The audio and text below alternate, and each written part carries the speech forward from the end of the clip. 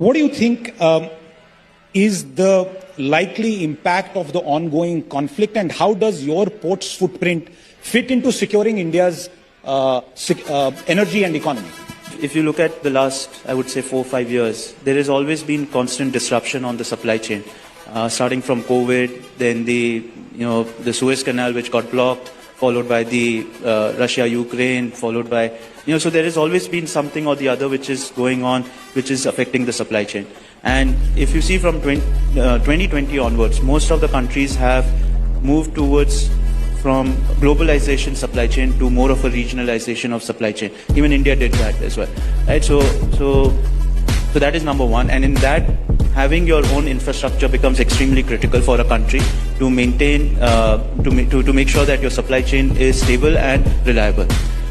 From our perspective, given the current situation, we are fully geared up as a port, to handle any or every cargo which comes into India. We've been able to prioritize what is important for the country, whether it's the energy, whether it's LPG, whether it's crude. So we are fully geared up in terms of handling all of this cargo. I think it becomes extremely critical going forward that how do we make our supply chain even more resilient as a country, and obviously we would love to play a part in that.